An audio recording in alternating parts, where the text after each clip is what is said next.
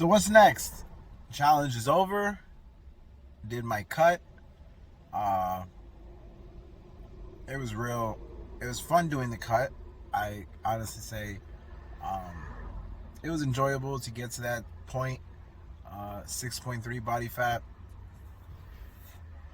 I actually didn't think I was gonna make it that far, but looked pretty good to me. So now what? So now the plan is to grow. It's to take time to put more food into the body, more focused training, more rest, hopefully, and just keep trying to be better. Ain't nothing else I need to do. So before the challenge, I had hired my coach, IFBB Pro Jesse Valencia, who was my coach for my first NPC show, and I think we did pretty good. I had taken some time apart, and then we reconciled, got back together, kind of.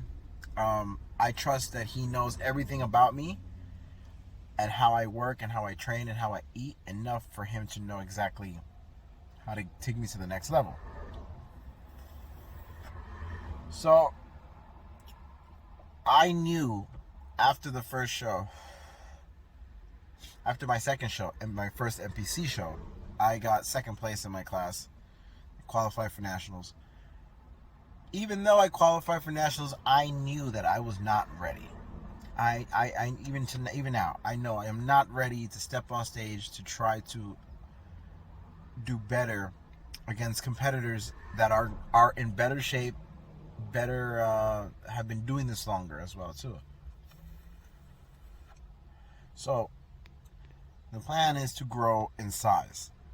I think if I would have had more size on me, or maybe an equal amount, I would have won that show. I would have taken first place just because my conditioning was on point.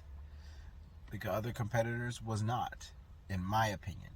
But he had more mass than me, so that kind of showed out more than anything else as far as for the judges. So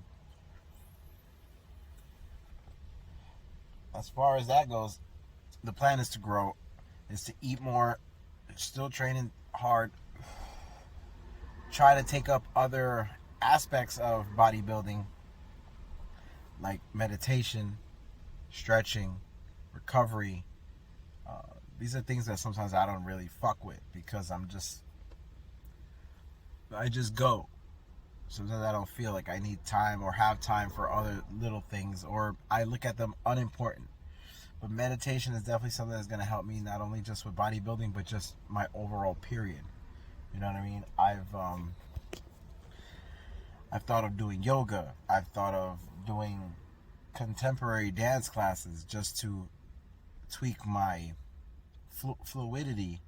I don't even know if that's a fucking word, but to improve my flow when it comes to my posing, transitioning, routines, creating routines. So my mind is definitely on other things besides just lifting weights and eating. So yeah, so the plan is to eat more, train hard, focus on some muscle groups that need to grow to be more symmetrical and everything look nicer. Everything is going to be clean eating. I get one cheat meal a week, which, by the way, for me, a cheat meal doesn't have to be fucking McDonald's. Literally, for me, a cheat meal could be motherfucking lasagna. You know what I'm saying? That's something that when you're on prep and you're on a cut, you don't have that often unless you're allowed to have that one free meal or the off-plan meal. And that's exactly what the fuck I'm going to take advantage of. Let's say I want pancakes and scrambled eggs that day instead of regular boiled eggs. Well, there's my fucking meal, because the pancakes have so much carbs that I'm not even thinking about because it is the meal that I need. But I have my eggs. I'm always going to have to put my protein in if I want to have these off-plan meals. That's what I'm going to call them. Fuck a cheat meal. I don't cheat. I just have an off-plan meal because I got a plan and I'm going to have one meal per week that's off the plan. It doesn't have to be fast food. It could just be something that's not on my plan. That's just something. Tilapia. Maybe I want fucking tilapia and fucking, I don't know, quinoa. That's not on my plan, but you know what I mean? Something still aligned with the same amount of macros. So that's key. Just knowing that I have to eat more and stuff like that. I got to get ready to prepare more food, buy more food, and just have it all kind of ready, space things out. For me, I buy in bulk. I try my best to buy things in bulk. So now that I know that I'm eating more, when I was cutting, I was literally buying less because I didn't need to have rice prepared all the time because I was cutting the carbs. Obviously, protein, you never cut that shit, so that shit's got to be on point all the time. But yeah, that's how shit goes, at least for me anyway. So the plan is to grow, take my time to build, not only just with macros, with micronutrients as well. I'm going to start doing more juicing than I did before. Try to get my kids to have some more. Yeah, maybe even a client or two that actually can't afford a juicer, because sometimes you can't afford juicing and stuff like that. When it comes to bodybuilding, you really got to invest in whatever you think is going to work for you. For example, a juicer, it was something that I wasn't planning to spend on. But you know what? If I didn't get the juicer, there's no way I'm going to have my micronutrients. And those micronutrients, honestly, my beet juice and all that is fucking awesome. You gotta, don't knock until you try that shit. So I needed to invest in things like that. I needed to invest in the gyms, in clothing, and certain things because I want the best for myself. Can you do things without the gym and certain things? Yes, but sometimes it depends how far you want it and what you want.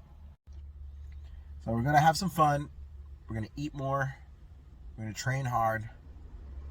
Pretty soon I'll be going into the new Gold's Gym that's opening up, which is exciting because I've always been at a crunch. But at the end of the day, it doesn't matter what kind of gym you go to. As long as you go and you put 100% in everything and anything that you're going to do that day. Make it your goal to fuck shit up and just give it everything you got. And even if you're training at home, I can design a program for you if you want at home that's still going to kick your ass. And it won't be all cardio. There's going to be some lifting type involved in it. There's ways. Never fail.